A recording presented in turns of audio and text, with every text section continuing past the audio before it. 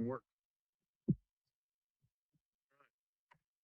Let's call to order the Sparks City Council meeting for August 10th with a roll call. Mayor Lawson. Here. Council members Abbott. Here. Vanderwell. Here. Anderson. Here. Bybee. Here. Rodriguez. Here. City Attorney Duncan. City Manager Lawson. Here. We have a quorum. Thank you. Thank you.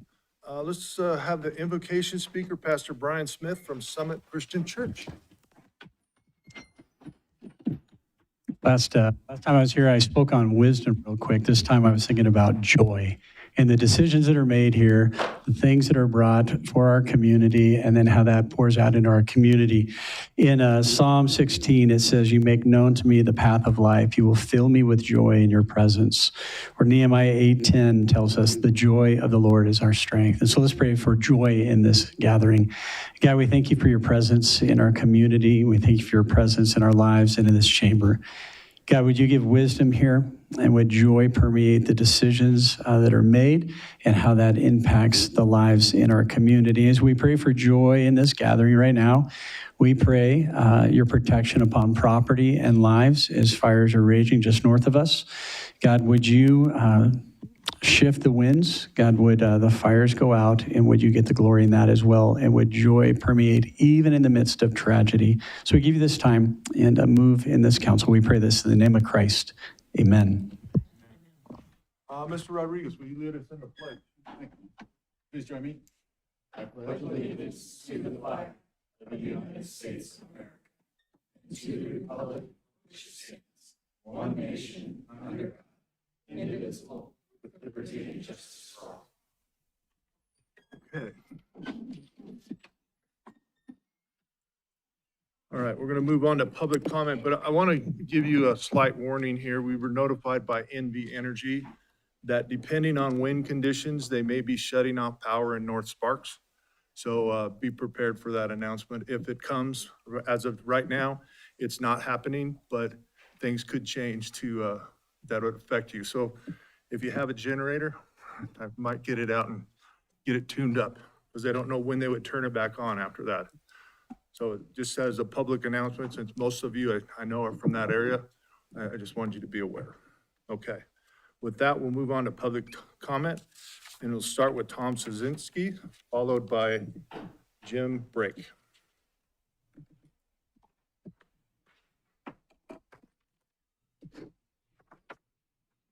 For the record, my name's Tom Szynski. I'm a resident of Wingfield Springs and also with the Wingfield Springs Preservation Group.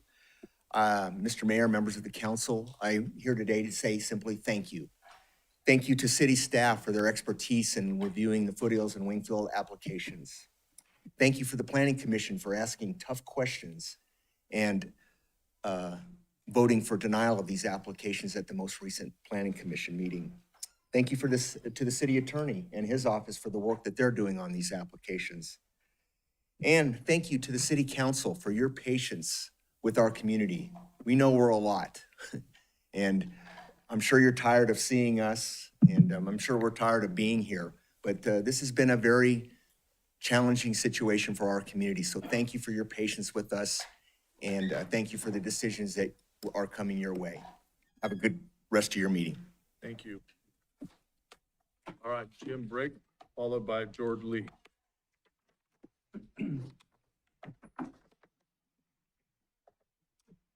Good afternoon. My name is Jim Brake. I live at 6637 Fabric Drive, just a short walk from the open space item 9.1 on the agenda today. And I enjoy walking around there and taking photos of sunsets and wildlife. But I wanted to clear up a little bit on open space, because a lot of people are using that term kind of loosely. As it's open space, it's private property. And just to clarify, that piece of property is zoned open space as part of the master plan for development of that area, and all the homes that were built around it were built knowing that was going to be open space, and so they'd have a view in their backyard, and they have a view fence, and they weren't planning on having any houses built behind in that open space. The other things you hear term open space used is, oh, there's a vacant lot next to my house, so it's open space. Well, it's not really open space. That's private property that is zoned for development, and it will be developed.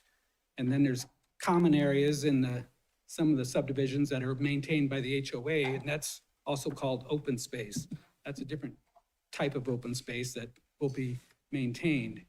In this particular case, it was zoned open space, and then it was developed with a 3-hole golf course a long time ago, and that didn't work out, so they abandoned it, and it hasn't been maintained ever since then. But it's still open space, it's zoned open space, and it should stay open spaced. Thank you. Thank you. George Lee, followed by Darla Lee.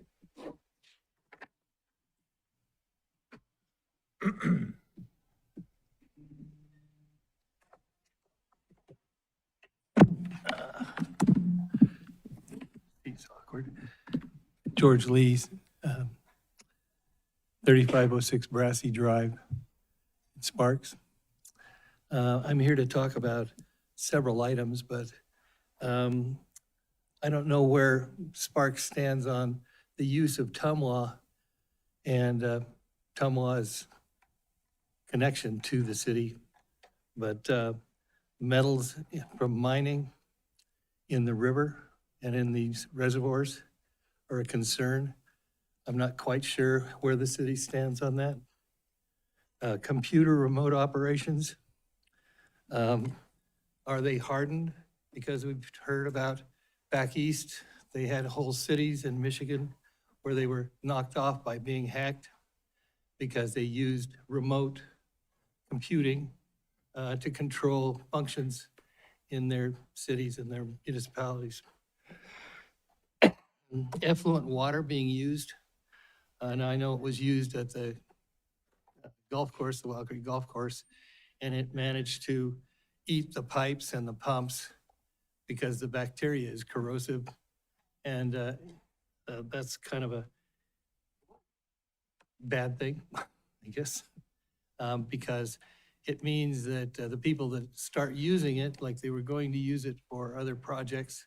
I heard another project was going to have effluent water and, or being sold to data centers or whatever. Is there any kind of a indemnity for those people who are using it because it isn't clean, pure distilled water, which is not corrosive. It still has oxygen, but it's not corrosive the same. Financial advantage, is it a big advantage to sell? This is for Tumwa. Big advantage for Tumwa to sell the effluent water because they only have to partially refine it. Is it worth the damage it does, or is it? I'm sure it's on their bottom line. It's helpful because they don't have to finish doing it. They can pass it along. How do we stand in Sparks with controls? Controls for various things that are electrically controlled remotely, because those are the things that were being hacked back east. If we had somebody who had that intent, they could get into the network. I don't know what kind of a network the city uses, and I don't personally want to know. But if it's internet or if it's some sort of comm system that's over the airwaves, like cell or something like that, that's a problem. Thanks, George. Darla Lee, followed by Sean Sullivan. I wanted to speak on the 9.1 item. Sorry if it is confusion. And which item? Where there won't be a public hearing for 9.1. It's just a reading. So you should take advantage now.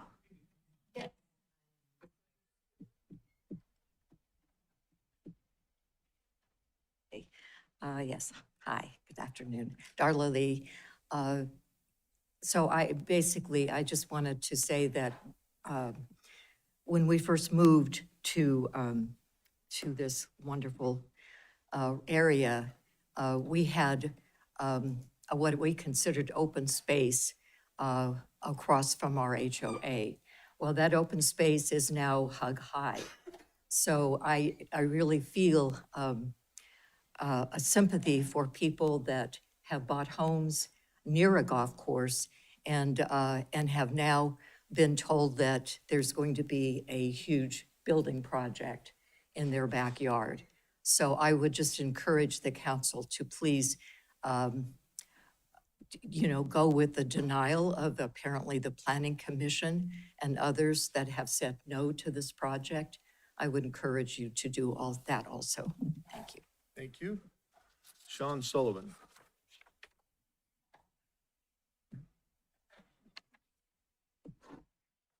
Good council, I'm gonna keep it brief as well, but all these things are quite connected. Unfortunately, the Wingfield development, I don't live there, but just from the outsider perspective and knowing what the developer said, or hearing rather what the developer said and what they're trying to do now seems kind of like a bait and switch. And we all know, or it's been said as well, that they aren't really supporting our roads or any other infrastructure.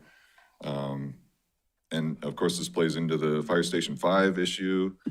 Perhaps they're planning to share people over to Fire Station 5, but I would say I'm pretty skeptical of that with what I've been seeing. So that becomes a safety issue. I hope you all have a plan for that. It's certainly not my job. But yeah, that's all I really got to say today. I am going to be leaving consistently early to pick up the kids. It's not meant to be disrespectful.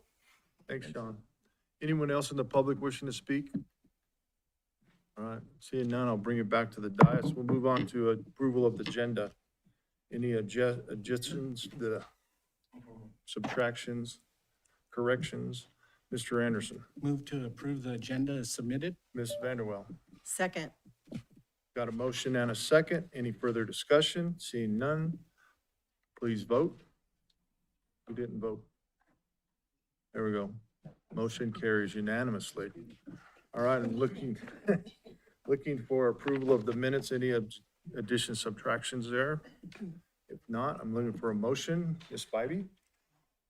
I move to approve the minutes of the Sparks City Council meeting for July 27th, 2026. Thank you. Ms. Vanderwell? Second. Got a motion and a second. Any further discussion? Seeing none, please vote. Motion carries unanimously. Okay, let's move on to 7.1, Boards and Commission vacancy announcement. Mr. Manager, do you have that or is it clerk? You guys are tricking me today. Thank you. Thank you, Mr. Mayor. This is for the Building Code Board of Appeals. There are 2 vacancies on the Sparks Building Code Board of Appeals, each for 2-year terms ending September 30th, 2028. There is 1 vacancy for a registered professional structural civil engineer and 1 mechanical engineer or a mechanical plumbing contractor with at least 10 years of experience, 5 years being responsible charge of work. Applications will be accepted until August 28th, 2026 at 5 p.m. Persons interested in serving on any of these committees should complete a community services application online at the city's website, www.cityofsparks.us/get involved. Simply complete the volunteer application form and click submit. Thank you, Mr. Mayor. Thank you. All right, 7.2, presentation from Truckee Meadows Tomorrow. Come on down.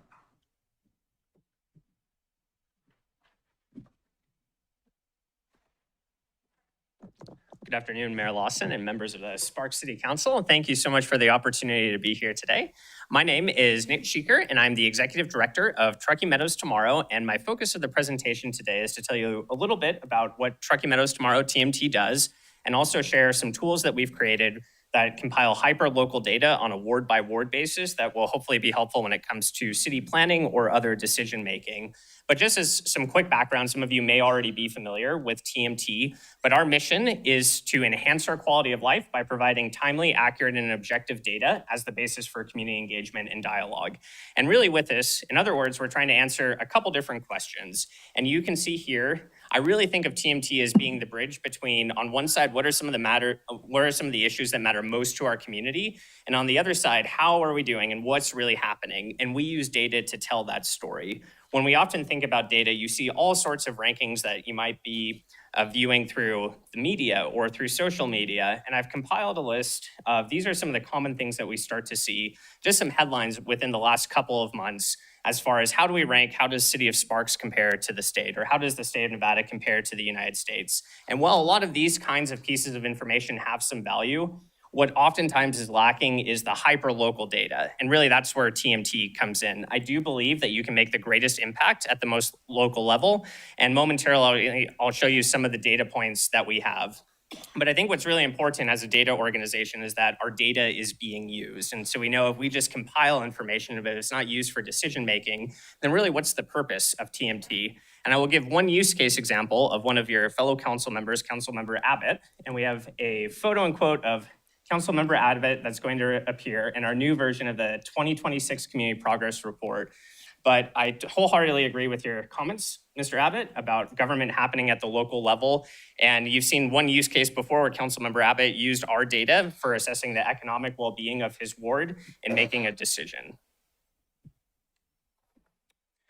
We host most of our data on a really wonderful website called nevadatomorrow.org, and you can see the breakdown of all the different categories of data that we have there. There's more than 500 different community indicators, and I'll give you just some examples of ways that it may be helpful with city planning.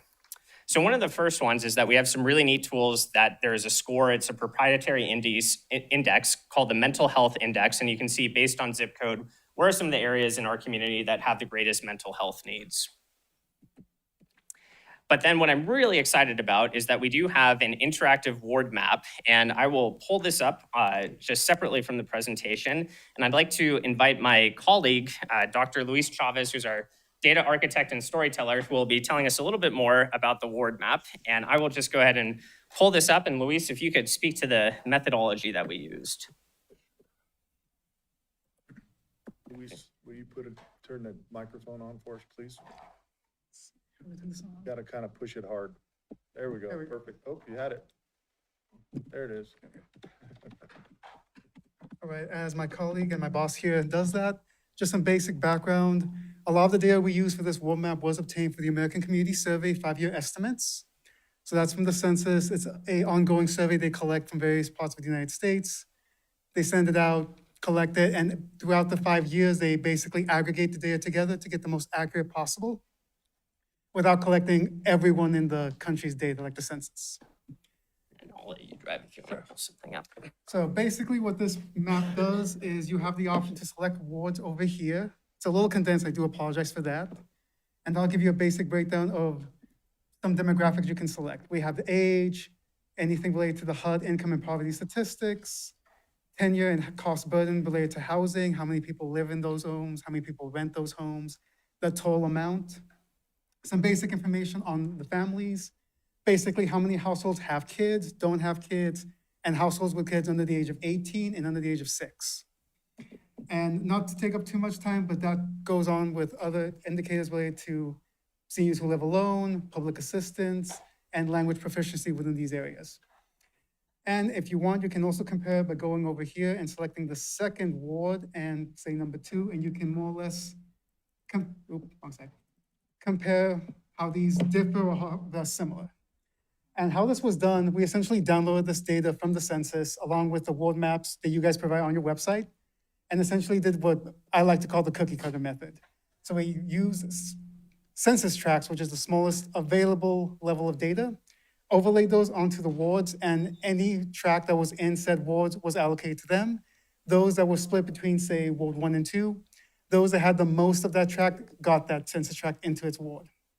It's not the perfect method, but based on the available data we have and how detailed the census collects the data, I think it's one of the best ways we could without spending money on gathering a localized data survey. And that's it, I'll continue. We'll go back to, and we're happy to take questions at the end of the presentation, but just a few other things I'd like to cover as well, going back. Ask you a question real quick. Yes, Nick. please, Mayor Is Lawson. this available for anyone to look at? Yes, we do have it publicly available, Okay. and then I can send the link out maybe through the clerk as the next step, and we'd be happy to broadly share the information. Might want to say what your link is so that we can have it in the record. Yes, the easy link for access is tinyurl.com/TMT Sparks for the record. Now, I'm sure everybody wrote that down, so. Thank you. Thank you, Mayor Lawson. And just a few other pieces of information on Truckee Meadows Tomorrow. As a data organization, it is obviously very important for us to be transparent about data. And we recognize that within our region, we do have many challenges that we're facing, but also it's just as important to celebrate the good that is happening. And one of the ways we do so is through our Accentuate the Positive event that's coming up on Wednesday, September 23rd. And we recognize a variety of organizations and individuals who are making a difference, doing good things to improve quality of life, and would love for some of you to attend if you are available. We will also be releasing, you may have seen our older copy of the 2024 Community Progress Report, but we will be releasing a new version of the 2026 version. And this will also include Councilmember Abbott's story for our civic and neighborhood engagement category, along with a variety of other stories of how TMT's data has been used for good. Just as one example, the Domestic Violence Resource Center has used some of our data points for their fundraising campaign for their new shelter on Vassar Street. There'll be many other stories available. And with all of that said, I would be happy to answer any questions, but in closing, I would also have a question for all of you, and I would just love to know what kinds of data would be most important in your roles as elected officials, or perhaps data for the city. As Luis pointed out, we pulled a lot of different indicators from the census. There's about 800 different indicators that we could compile, so we just wanted to do a little bit of a sampling to give you an idea. But we'd be happy to share any data that may be helpful in your role as elected officials. Okay, questions from the council? Mr. Abbott? Just bad too. Thank you both for being here. I wanted to give you a shout out for the award map. That's been a fabulous help. When I had to put my numbers together, I had to manually do it all by zip code and get, so you're already doing better than what I had to do. And so I appreciate you guys doing that.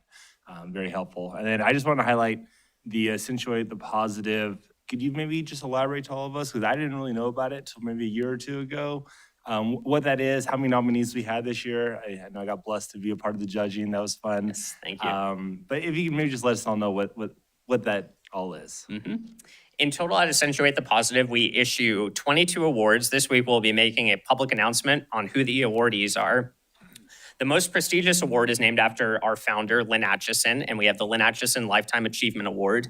I will just share broadly on the process side. We haven't announced the winner yet, but the selection committee narrowed it down to 2 finalists, and just today, Lynn selected her awardee named in her honor. Additionally, we have the Data Champion Award, and that is for an individual or an organization who has done outstanding things for our community with a data-informed approach.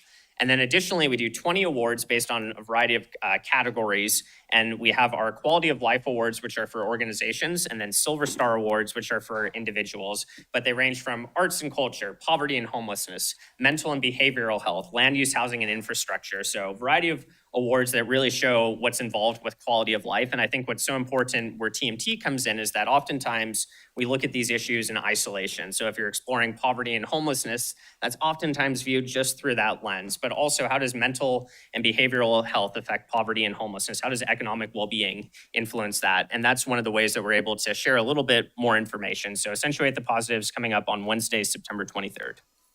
Thank you. That's all I have. Mr. Anderson? I want to thank you for the presentation and thank you for the work you're doing. You were talking about those important questions on data. I mean, it just depends for us what the topic is, what the time of the day is, but it's constantly that we're making decisions based on data as well as all of our staff. But it's also businesses, individuals trying to decide where they want to live or where they want to start a business. It's incredibly informative and great information you have. What I'm wondering is, how are you founded and funded to be able to keep this going? I think it's wonderful. Thank you for the kind words, Councilmember Anderson.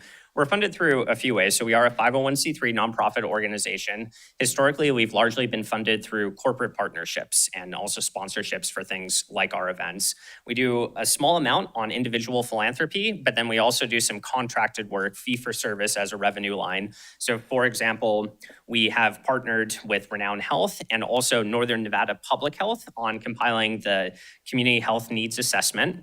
And then we've also been contracted by One Truckee River to create a Truckee River dashboard and exploring a variety of other avenues as well. One of our newer partnerships is with a small, new, up-and-coming nonprofit that's doing great work called the Doula Co-op, and they're providing birth doula services primarily for women who may be going through a pregnancy alone at Renown. And Luis is doing some quarterly analysis and building a dashboard that's tied back to maternal health indicators. So in short, it's primarily through corporate sponsorships, private philanthropy, and then also fee-for-service activity for data analysis. Thank you. Thank you. Ms. Vanderwell. I want to say thank you and thank you for the presentation. And I have met with Nick and got some statistics for specifically my ward. So I'm excited to see all of this information. And this is my second year judging for Accentuate the Positive, which is a wonderful, wonderful event. And our HOPE team received an award last year. So thank you guys for all the hard work that you're doing. Thank you. Ms. Spivey. Thank you, Mr. Mayor. So because it's data is what you're all about. Do you work with Truckee Meadow Regional Planning Agency and with Dr. Smith, who is all about data? And it would seem like a really good relationship to have. And I was kind of curious, and you just mentioned a few of the uses of the data you collect. I think it's phenomenal. But then where does it go? How do people get it? Who are you sharing with to, use that data to benefit everything from housing to mental health or whatever it is? Where do you take it from then? Collecting it is amazing. And then your uses and then collaborations, I guess, is what I'm asking about. Mm-hmm. Thank you, Councilmember Bybee. First, we do collaborate extensively with TMRPA, Truckee Meadows Regional Planning Agency. Jeremy Smith has been our past board president, and we have an ongoing relationship where we typically have one of their staff members on our board. We currently have Nate Kusha from the TMRPA who's serving on our board, and their data is very complementary, particularly when it comes to our land use, housing, and infrastructure category. But we also share other data points that TMRPA would not normally collect, like arts and culture, for example.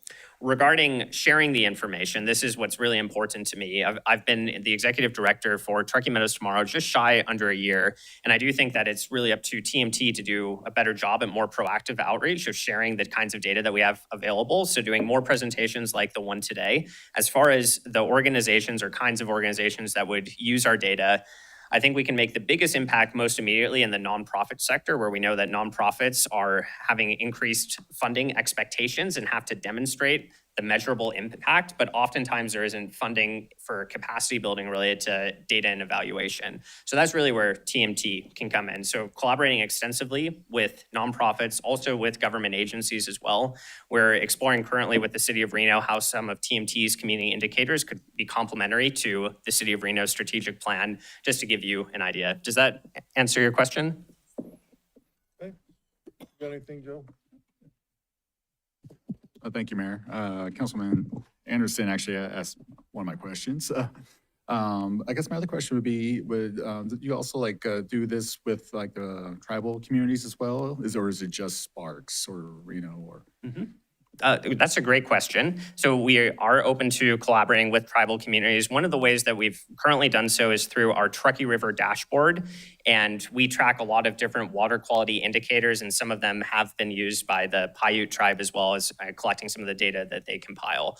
We're really focused right now on Washoe County, so that would be inclusive of tribal communities as well. Awesome. Okay. Well, thank you. Thank you for that. Thank you, Mayor. All right. Thank you, guys. Appreciate it. Thank you. You guys do good work. Thank you. Okay, move on to 7.3, presentation by Northern Nevada Public Health. Chad.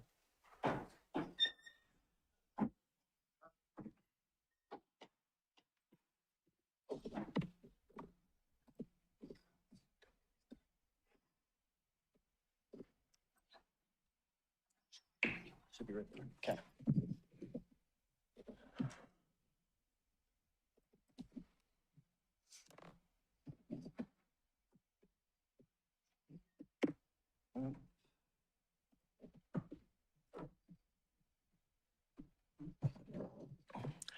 Good morning, Mayor Lawson and City Council.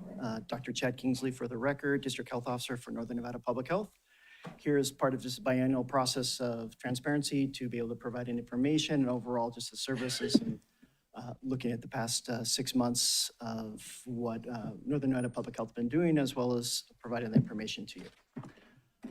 So prevention strategy for impact advocacies. So we are looking at 70 years of this regionalized public health services that we have been provided.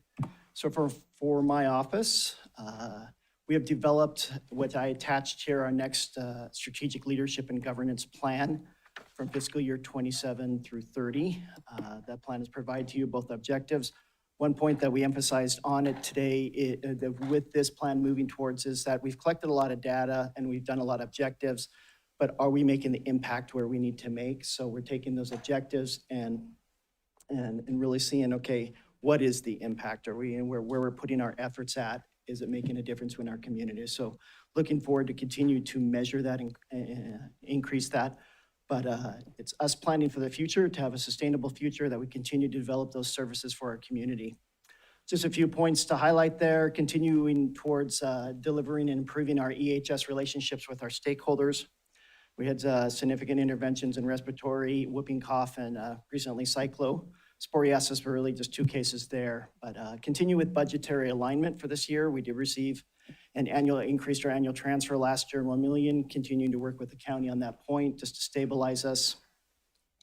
We did save $1.6 million through vacancies last year. We continued towards that goal and finding stability for our future.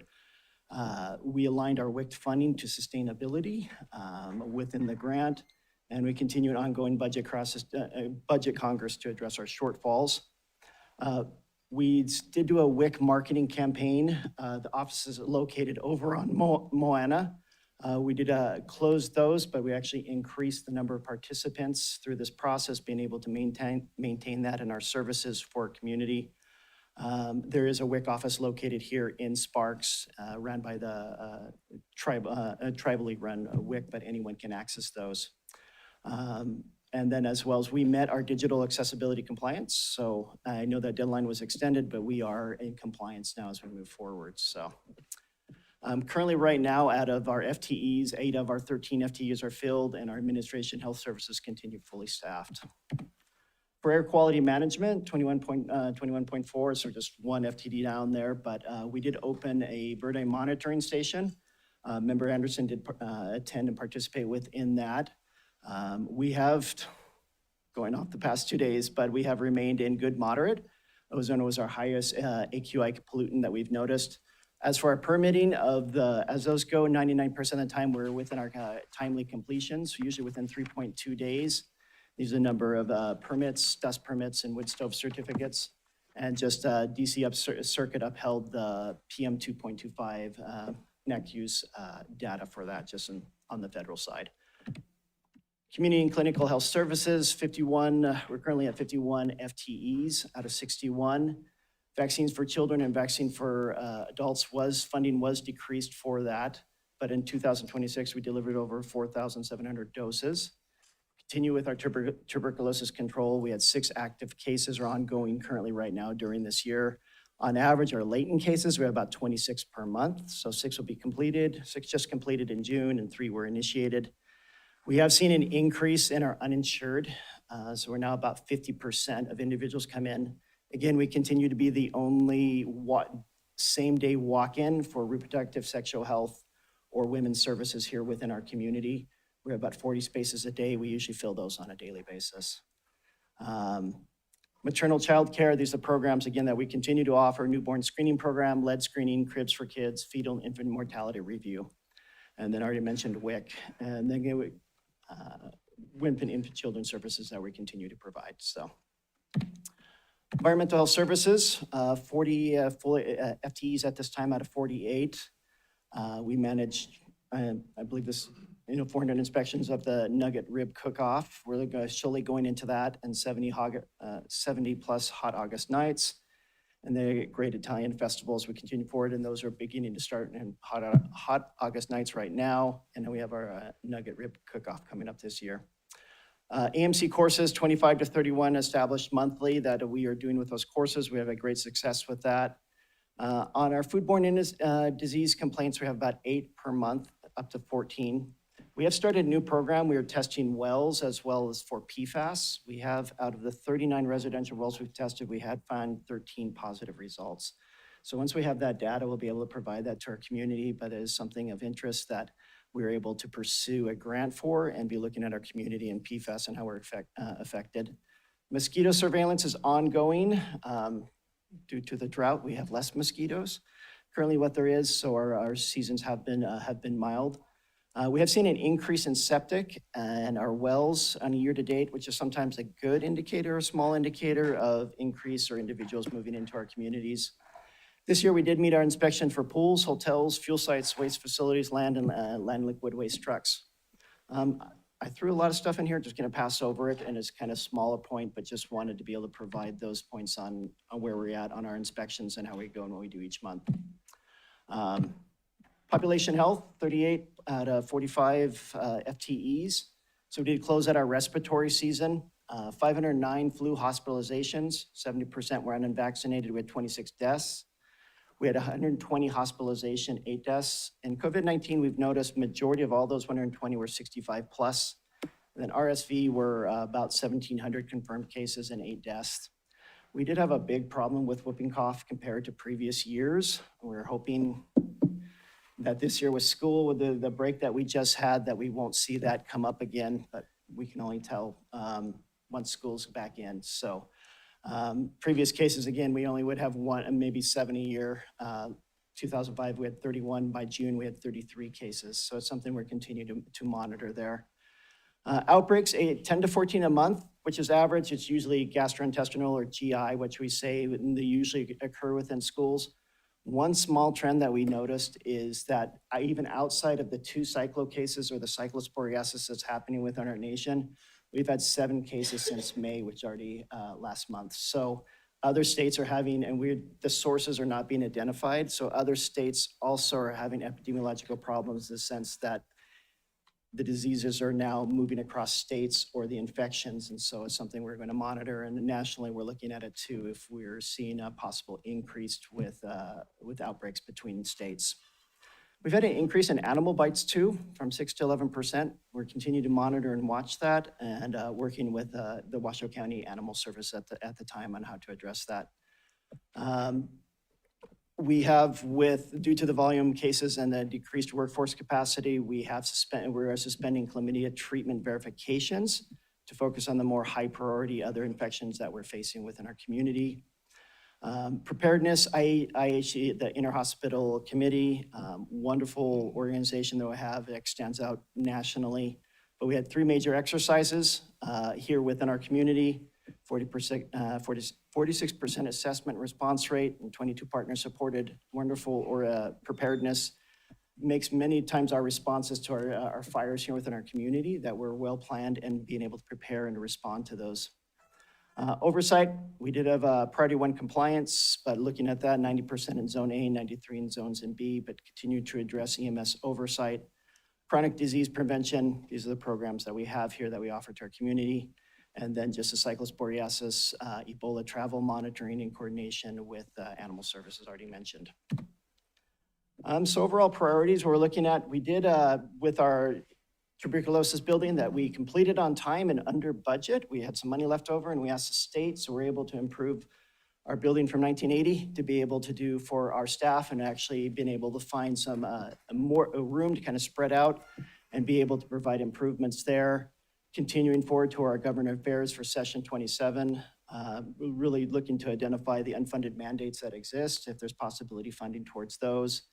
We did have our back to school vaccine clinic this past Saturday, went well, met all of our appointments. We had a lot of walk-in, and then we have a respiratory season starting here again in September. We're to continue to maintain and sustain disease surveillance. 2 of the points, Title 10 funding is, we're continuing to watch that and continuing forward with our budget process. I also say the OMB policy changes that are current at the federal government have high concerns for us as well. But continuing forward to look at our fiscal year 27 end balance and then fiscal year 28 sustainable funding as we move forward. And then just the insurance premiums cliff, there's continue to watch for demand for increase in services. Overall, just here, just kind of over on the report, and also same thing as in a sense in Truckee Meadows, is there anything that you would like us to focus on over the next 6 months or take attention towards? So thank you. Take questions at this time. Questions from the council, Mr. Rodriguez?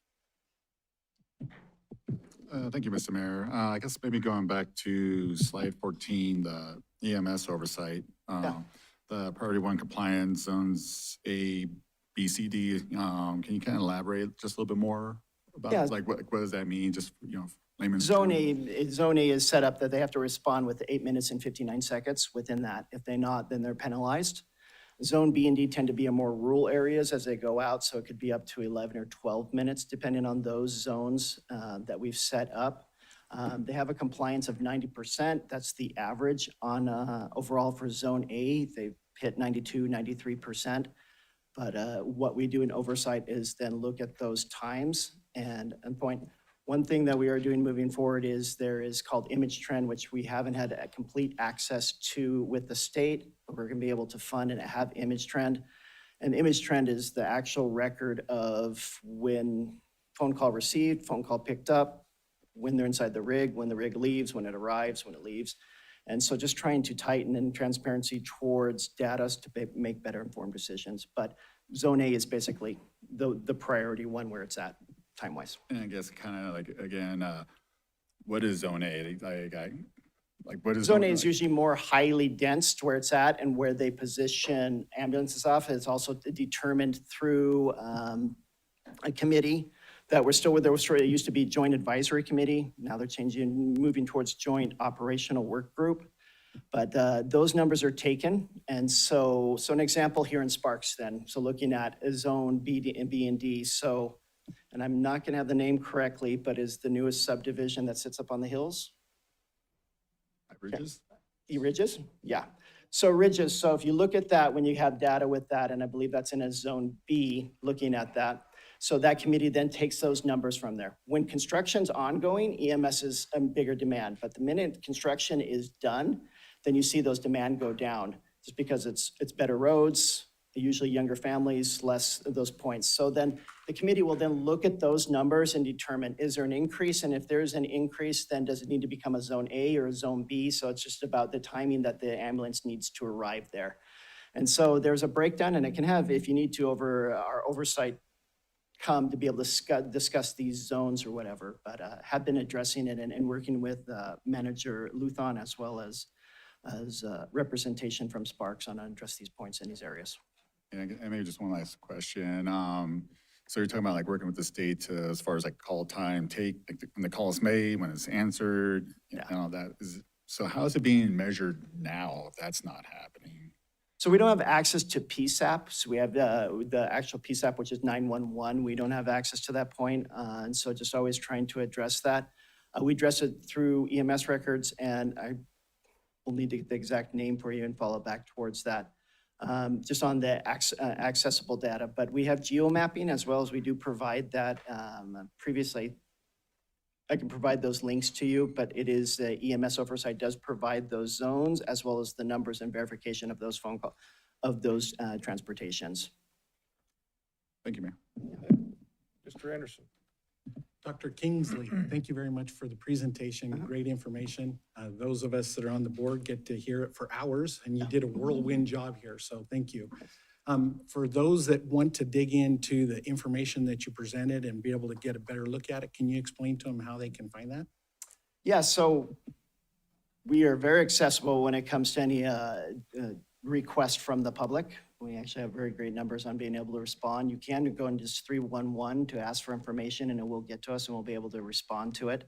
On our website, so when it comes to like respiratory disease, you go to our website, we actually have the last 5 to 7 years of all our respiratory diseases, when they were the numbers in our community and laid out there. We are moving as many the governmental agencies as well as we move into our AI modernization, slowly providing those dashboards that provide more transparency. But overall, any information requested us, we can provide. I would first go to our website if they can't find it on our website, and then contact those numbers that are for air quality, for environmental health, clinical services, and those points, and we'll be able to provide that data. It's also provided to the District Board of Health so that any information that is there in our annual report, as well as our strategic planning, those records are on there, but again, having a person go and trying to find that specific month that was presented to the District Board of Health, it may be easier if they just call to facilitate, and especially my office, and I'd be able to connect them to any of that data or information. Awesome, thank you. Yeah, it's so important that folks understand when the department that you oversee touches every single one of the lives here in Washoe County, literally every day. And the work that you guys are doing is awesome. Whether it's my favorite restaurant, wanting to know how well they're taking care of the Yes. food, to air quality. And I just want to say thanks for all the work that you guys are doing and appreciate the presentation. Thank you. Thank you. Ms. Vanderwell. Thank you for the presentation. I have a question regarding, are you guys collaborating and working closely with Street Reach out of UNR? So that is that with the School of Orvis, just for Yes, clarification? because Yeah. when you're saying on your sexual health, focus on high priority infections, Yeah. that team, because they're working straight with homeless, are dealing with these things. So I guess what my question is are we making sure we're not duplication of services, and are we collaborating with each other to have the most efficient out in the community? The quick answer is yes. Great. So their mobile van that they just received was from us. We provided that at no cost to them. So that was an ARPA-funded project. It has it. It's a great. And so we are continuing to coordinate and actually meeting with them tomorrow with Chair Reese, just to be able to define out where we can provide those services as well as connection to the services we do provide. And I'm also working with Dean Muge from the School of Public Health to also align any public health align there. So yes, it's a wonderful initiative. We have one spot, right, for people to come to us, but if we can go to individuals out in the community and do that street reach, doing medicine where it's at. So yes, very much involved in that. Thank you. Yeah. Anyone else? Anything, Donald? Good? Okay, well, thank you, All right, Dr. great. Kingley. Thank you, Matt. Very informative as always. All right, let's move to consent items. Anyone wishing to pull a consent item? If not, I'm looking for a motion. Mr. Anderson. Move to approve consent items 8.1 through 8.7 as submitted. Mr. Rodriguez. I got a motion and a second. Any further discussion? My mouth's not working well today. Seeing none, please vote. Motion carries unanimously. All right, 9.1, Madam Clerk, I've passed over it during public comment, but how many comment cards did you have for this item in particular? Thank you, Mr. Mayor. We did receive 16 public comment cards in opposition to item 9.1 that did not wish to speak. Okay, thank you. So I leave this for you to do the first reading as, that's a book. I thought you were going to do it for me, sir. The way my mouth is functioning today, I'm not sure I can do it. All right, this is the first reading of Bill number 2861 to amend a final approved plan for the Foothills at Wingfield Springs Plan Development.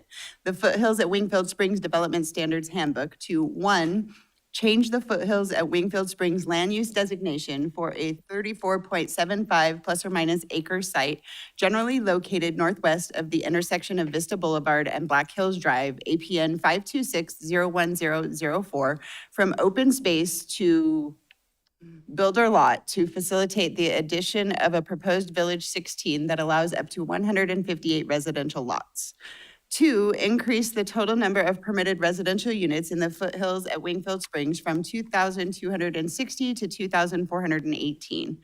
3, generally update text and figures throughout the handbook to reflect the proposed addition of Village 16 and associated technical studies.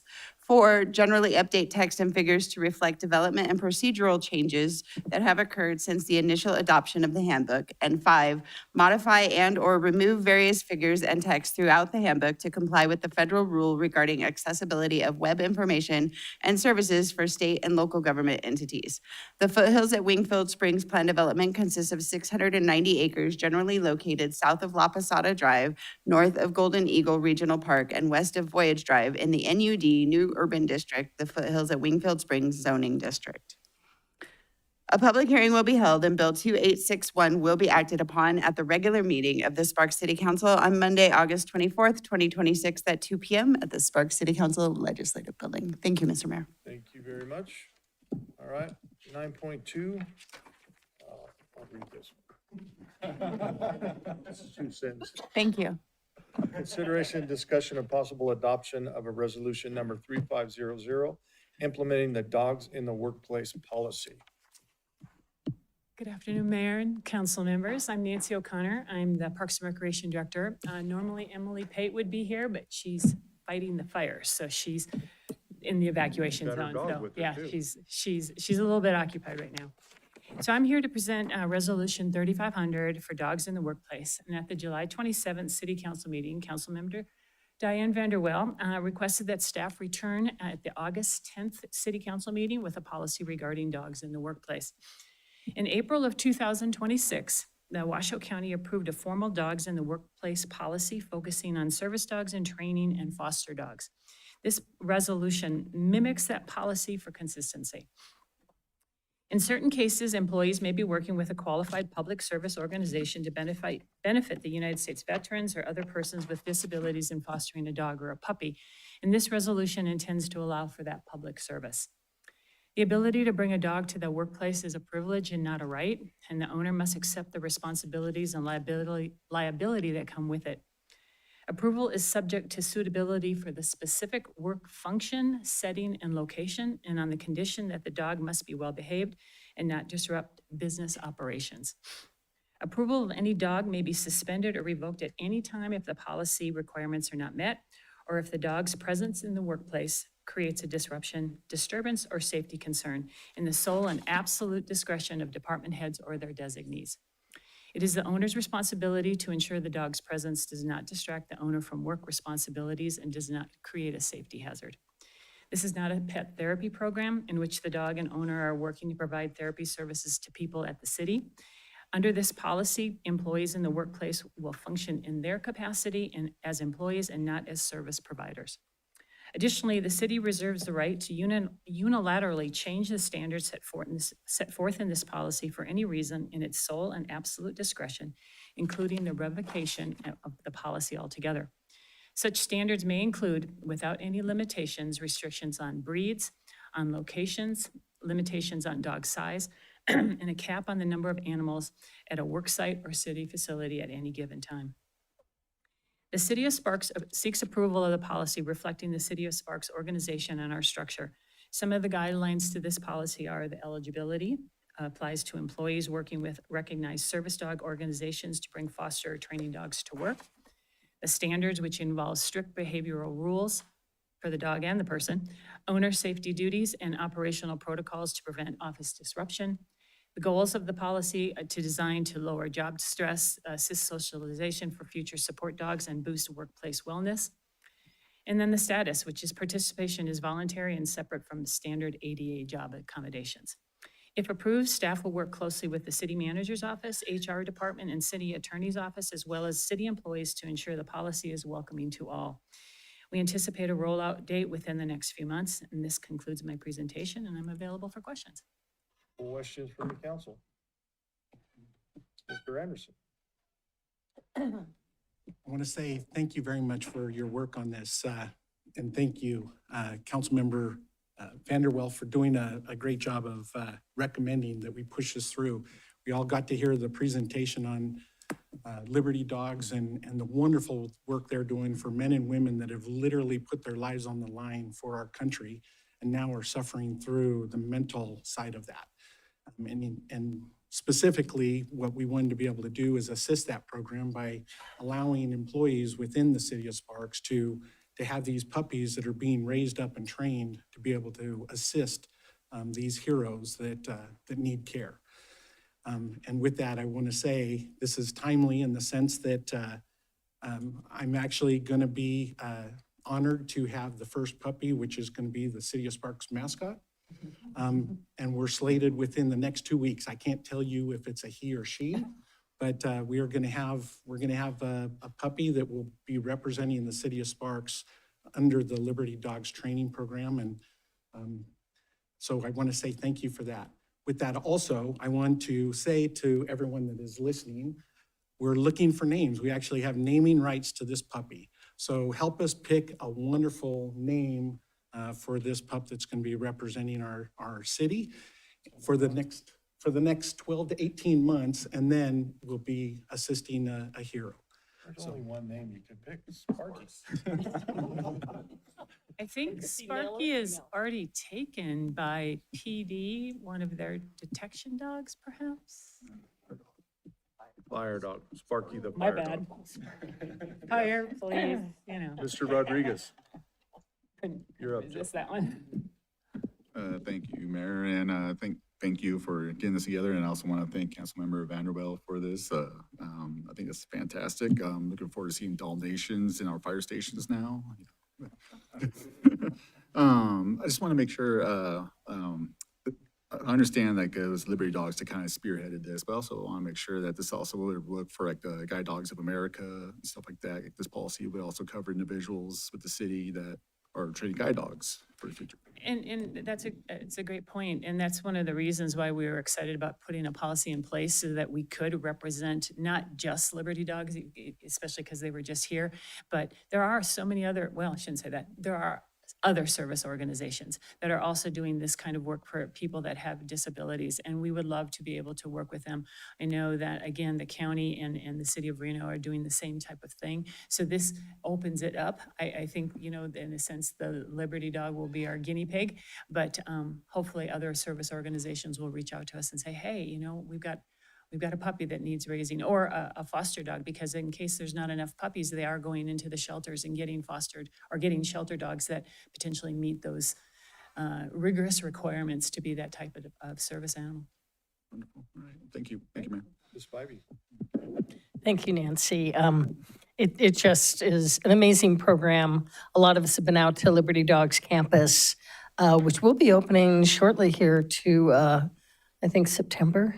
To the public. So if you see that, I really would encourage you to go out and check out the campus they have out there. It is amazing, the programming, what they will do for veterans, the dogs themselves, just the Duffield Foundation that is financing the whole thing is amazing. But what I love about this, besides supporting an amazing program and other guide dogs and other possibilities, is that it's another win for us in the workplace, because it's proven that animals and dogs can lower stress, can create like positive environments in a workplace, so they can help benefit the city and our employees by lowering stress and kind of changing your environment when you've got an animal there. So it's really a benefit for the city as well as us helping Liberty Dogs. I just see a double benefit there that is going to be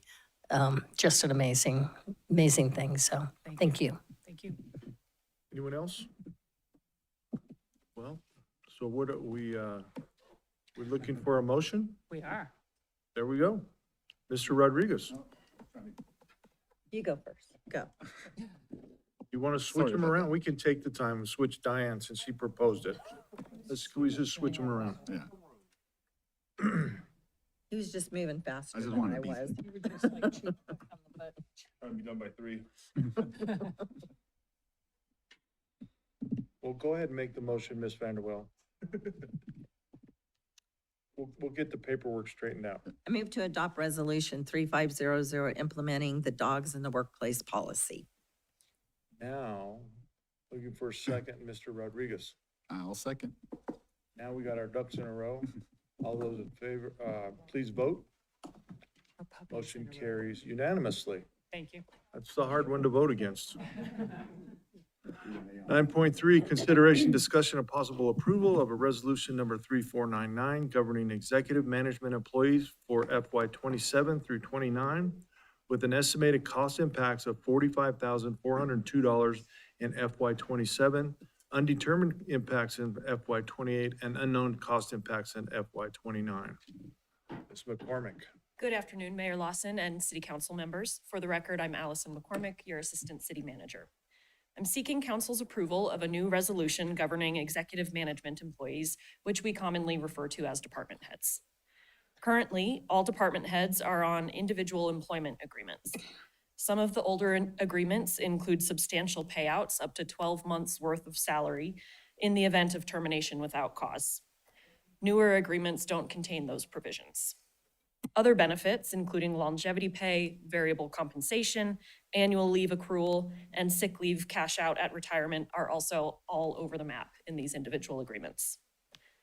In addition, for all other employee groups, the city has shifted toward a total compensation approach based on labor market comparisons. In a dual effort to make compensation packages consistent among department heads and to make the compensation approach consistent between department heads and other employee groups, City Manager Lauthen gave direction to staff to develop this resolution. The resolution attempts to balance the needs of current employees against the need to recruit highly qualified department heads from other agencies for some roles. Key terms of the resolution include Section 1, Article C, which states that the resolution would take effect today, August 10th of 2026, and run through fiscal year 2029 in alignment with the Management, Professional, and Technical Employees Resolution, or MPT. Section 1, Article E, clarifies that department heads are employed at will, subject to the terms of the resolution. Section 2, Article A, establishes pay rates. Like other employee groups, the resolution ties department heads' compensation to a labor market analysis that considers total compensation, not just salaries. Upon approval, the pay rates for the remainder of fiscal year 2027 would be adjusted based on that labor market analysis. That analysis was conducted by the same consultant that the city used for several of our bargaining units.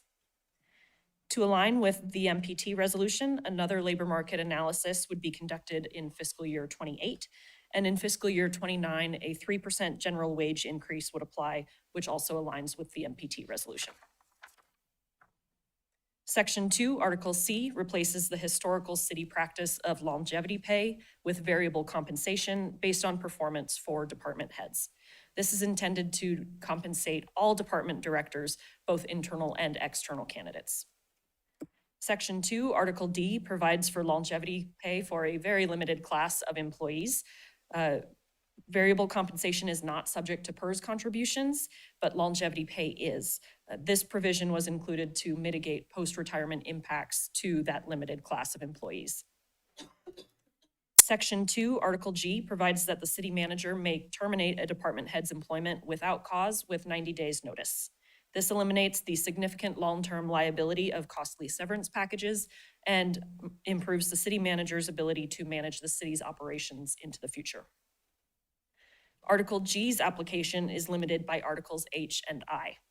Under both of those articles, in a qualifying circumstance, the separation benefit would be the greater of the employee's salary for the remainder of the employee's first 12 months in the department head role, or 6 months of the employee's salary.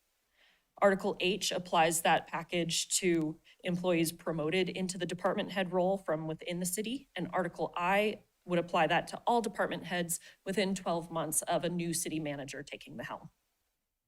Section 3, Article A, provides that the city will pay 100% of the health insurance premium for the employee plus spouse, except for employees hired before June 30th of 2006. Who will continue to have 100% of their health insurance premiums for employee and all dependents covered by the city. That is consistent with other employee groups at the city as well. Section 3, Article B, provides for post-retirement health coverage of 36 months upon completing 5 years as a department director. For each additional 24 months of city service in any role, employees can accrue 12 additional months of coverage, up to a total of 120 months, or 10 years. Police and fire employees currently receive an additional post-retirement health insurance benefit. Therefore, the resolution provides an additional 12 months of coverage for every 18, as opposed to 24 months of city service in any role, up to a total of 180 months, or 15 years. This section also allows a retired employee to keep their children on the city's health plan by either paying the premium or reducing the length of the post-retirement benefit by 1/3. Section 3, Article E, maintains one of the few existing consistencies among the individual employment agreements, which is that the city matches 100% of the employee's contribution to deferred compensation. In addition, if and when the city establishes a separate 401A plan, we currently only have a 457B plan, The resolution would allow employees to place those matching funds into the 401A plan, which allows employees to increase their own contributions to the 457B plan at no cost to the city. Section 4 governs various types of leave. Article B sets the maximum annual leave accrual at 800 hours, exempting employees who are already at 800 hours as of today's date. The accrual rates are identical to the MPT resolution, with one key difference regarding eligibility. For department directors, full-time service would include service with any other government agency within the United States. That would help attract external candidates with service in other government entities. Article C sets sick leave accrual at 5 hours per pay period, consistent with other employee groups, and provides for cash out of sick leave at defined percentages based on years of city service. Unlike other groups, the resolution allows cash out at 20% of the value at 5 years of city service to help attract external candidates. Other groups of employees at the city set the minimum at 10 years of city service. For employees hired before July 1 of 2005, the cash out would top out at 100% of the sick leave's value at 25 years of city service. For all other employees governed by this resolution, cash out would be capped at 75% at 20 or more years of service. Article F provides for 80 hours of personal leave for department heads, recognizing that these employees are often expected to work after hours and on weekends. Up to 40 hours of personal leave may be cashed out each fiscal year, and personal leave hours expire in the pay period that includes June 30th, like other employee resolutions. No employee currently on an individual employment agreement will be required to move to the resolution if it is approved. However, the individual employment agreements don't provide for the labor market adjustments, only general wage increases in line with the MPT employees. Individual agreements also generally provide less personal leave and annual leave. Current employees may opt into the resolution using a form developed by the city attorney's office. Future department heads who have not been hired or promoted into those roles yet would fall under the resolution and not be offered the option of an individual employment agreement. If all employees currently on individual employment agreements move to the resolution today, anticipated cost impacts are approximately $45,000 in the remainder of fiscal year 27. Staff submits that this resolution balances the city's interests in financial stability and predictability with the need to recruit and retain talented leaders from both within and outside the city. Staff recommends approval, and I'm available for questions. Questions from the council? You got that contract memorized. That's good. Okay, if there's no questions, I'm looking for a motion. Mr. Abbott. To approve resolution number 3499 governing the executive management employees for FY 27 to FY 29 with estimated cost impacts of $45,402 in FY 27, undetermined cost impacts in FY 28, and an unknown cost impacts in FY 29.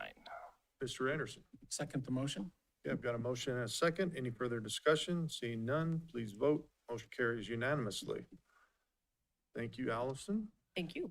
9.4, consideration, discussion, and possible direction regarding the fact finders report and recommendations related to the City of Sparks and Operating Engineers Local Number 3 Skilled Workforce.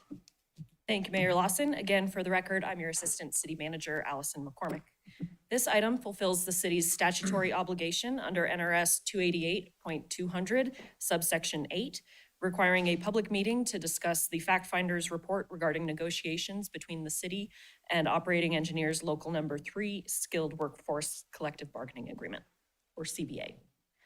NRS 288.200 requires the City Council to address 3 specific things.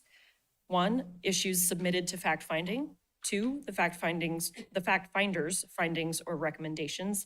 And 3, the overall fiscal impact of those recommendations. Consistent with the statute, this is a discussion item, not a request to relitigate the fact finders report in detail.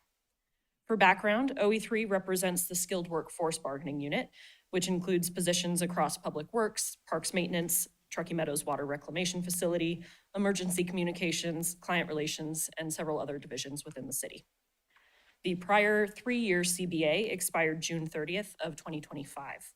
The parties have been in negotiations for a successor CBA throughout the spring of 2025 and until quite recently. Those negotiations were not successful, and the parties proceeded to fact-finding under NRS Chapter 288 on April 15th, 2026. The fact finder issued the report and recommendations on June 29th, 2026. So going through the statutory requirements, first are the issues submitted to the fact finder.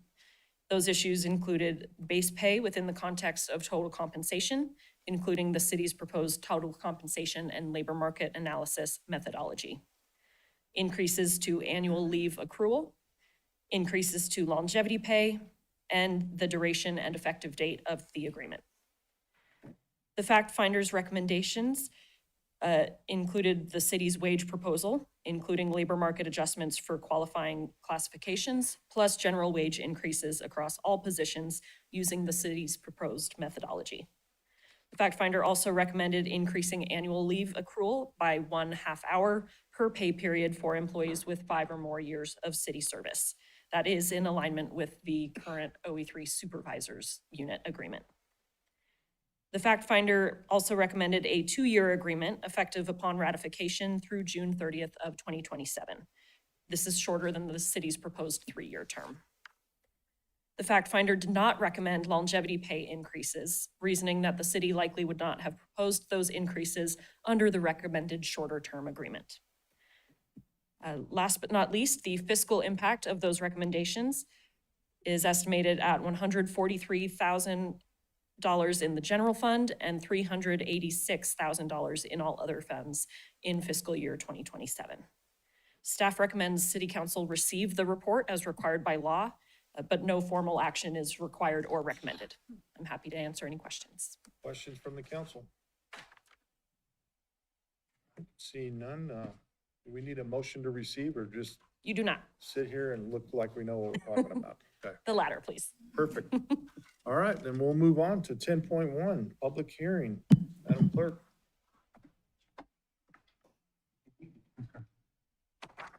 Thank you, Mr. Mayor. This is public hearing consideration, discussion, and possible approval of a successor collective bargaining agreement, AC 6213, between the City of Sparks and Operating Engineers Local Union Number 3, Skilled Workforce Unit for FY '26 and FY '27 with estimated cost impacts of $143,167 in the general fund and $385,663 in all other funds in FY '27.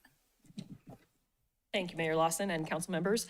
For the record, I'm still Allison McCormick, your Assistant City Manager.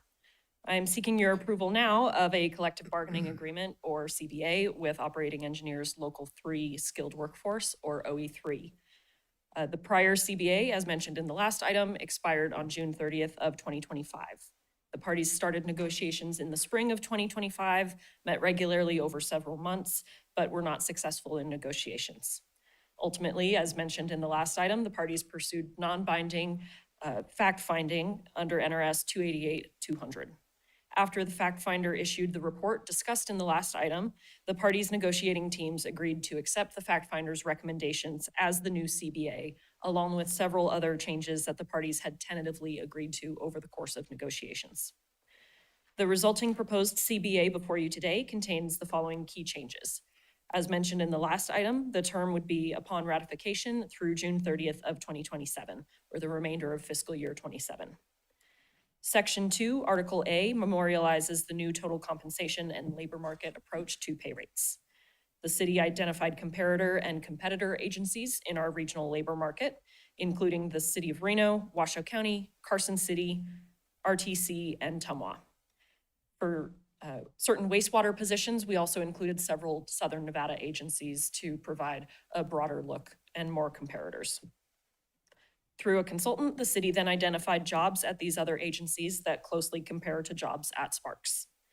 The city then gathered data on these other agencies' total compensation packages for those similar jobs, including base pay, certification or education pay, longevity, health insurance premium contributions, and PERS contributions. The analysis indicated that the city's total compensation packages were under market for several jobs in this bargaining unit. The parties agreed to labor market adjustments and general wage increases effective upon ratification as follows. All employees would receive a minimum of 1%. Pay ranges for under-market jobs would be adjusted to the market up to a maximum of 7.5%. These pay increases were initially anticipated to take effect upon ratification and then have initial increases take effect beginning in fiscal year 2027. However, due to the length of time that has passed during the negotiations and fact-finding process, these increases will all take effect at the same time as the increases that I will describe momentarily. In addition to the increases I just mentioned, for fiscal year 27, positions that were under the market by more than 7.5% will be adjusted to the market, again, with a maximum of 7.5%.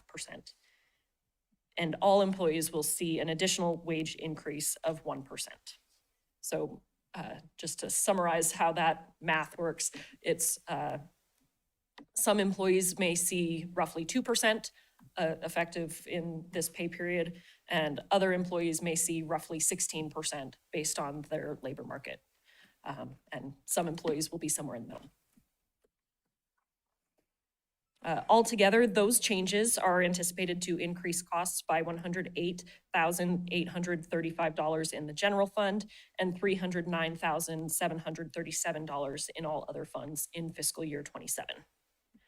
Section 2, Article C regarding overtime has been amended to remove overtime for hours over 10 per day, instead defaulting to overtime rates for over 40 hours in a work week. That provides additional flexibility both to employees and to the city. That article has also been amended to require that special event overtime be paid at double time instead of time and a half. Employees will be paid for special event overtime instead of taking compensatory time in exchange for that concession, which leads to that compensatory time can lead to a lot of time off after special event season ends, which can cause operational challenges. There are no direct cost impacts because special event overtime is typically billed to event producers. Section 2, Article D, would increase bilingual pay from $50 a pay period to $150 a pay period in alignment with other bargaining units. This would increase general fund costs by $7,002 and other fund costs by $16,338. This article was also amended to add a certification pay of 5% for certain mechanic certificates. The cost of this change at this time can't be determined because this information isn't something that the city currently tracks, so it will depend on which employees turn those certificates in. Section 3, Article E increases deferred compensation matching from $75 a pay period to $100 a pay period, increasing fiscal year 27 costs by $27,330 in the general fund and $59,588 in all other funds. Section 4, Article B would increase annual leave accrual for employees with 5 years of service by 1/2 hour per pay period. Similarly, Article J would increase personal leave from 16 hours to 24 hours each fiscal year. These changes don't have any direct cost, but do increase the city's liability for accrued but unused paid leave. Additional language changes and clarifications with no direct cost impacts have been made throughout the CBA. In sum, these changes are expected to increase fiscal year 27 costs by $143,167 in the general fund and $385,663 in all other funds. I would like to thank the negotiations teams for both the city and OE3. It certainly took us longer to reach this point than I think anyone would have liked, but I do think we've reached an agreement that serves all parties' interests. Staff recommends approval of the agreement. I am happy to answer any questions, or if there are none, I'd remind Mayor Lawson, although it looks like he may not need it today, that this is a public hearing. For me. Questions from the council? Go ahead, Joe. Thank you, Mayor. For the mechanics, I guess, I know you kind of touched on it a little bit, like what does an extra cert look like? You know, I mean, I guess can we kind of get an example? Like, I mean, if I'm a smog tech guy, do I get a extra 5%? Or, you know, honestly, I'll get down to like, I think there's a difference between working on a vehicle as opposed to a snow plow or a fire engine or something. Like, I'm not a mechanic, I'm not gonna pretend to be, but I imagine there would be some sort of certification differences there. Yes, so the agreement language lays out which certificates qualify. And that certification pay is available to equipment mechanic 2 or equipment mechanic lead positions. And then the qualifying certificates are ASE Master Automobile Technician and ASE Master Medium Heavy Truck Technician. So it sounds like we're kind of, we're there, sounds like. Yes, Okay. yes. But thank you, Mayor. Thank you. Anyone else? Okay, this is a public hearing. Anyone in the public wishing to speak on this item? Seeing none, we'll bring it back to the dais. I'm looking for a motion. Mr. Abbott, I move to approve the successor collective bargaining agreement AC-6213 between the City of Sparks and Operating Engineers Local Union Number 3, Skilled Workforce Unit for FY26 and FY27 with estimated cost impacts of $143,167 in the general fund and $385,663 in all other funds in FY27. Mr. Rodriguez. I've got a motion and a second. Any further discussion? Seeing none, please vote. Motion carries unanimously. Thank you. We have no planning and zoning public hearings for this item. Comments from the public. Madam Clerk, do you have any comment cards? We do not, Mr. Mayor. Okay. Announcement from the mayor, city council, city manager. Mr. Manager, you have anything? I just want to say thanks to all of the fire crews that are out there doing the work that they're doing. Can't say enough how important it is and the work that they do, how it impacts all of us. So we thank all of them, want them to stay safe, and we support them. So thank you. Thank you. And Joe? I just want to echo that. They find some time to stop by a couple of our stations today, and there's a lot of tired firefighters out there. So I just want to echo the manager's comments. Ms. Bybee? Yeah, I'll just stay on the same theme and basically praying for the safety of all of those firefighters that are out there in extraordinary conditions with that wind and the heat and the danger. We forget until we have situations like this, really how dangerous it is. And then obviously, what they're doing for the community and for those communities that are having to evacuate and have animals and have elderly and just, it's not an easy situation for anyone, but I think working together with our regional partners to do the best we can, but praying for everybody's safety. Thank you. Ms. Vanderwell? I want to, of course, echo everything and then also share, we lived out in Cold Springs for 23 years, so I want to thank all the firefighters for the safety. I have 2 daughters that still live out in the North Valleys, but outside of the zones right now, so I want to say thank you very much for all the hard work and all the collaboration between all departments to keep our residents safe. Thank you. Anyone else? So from me, I want to welcome Chief Cochran to his first Sparks City Council meeting. Welcome to the Sparks also as our new chief.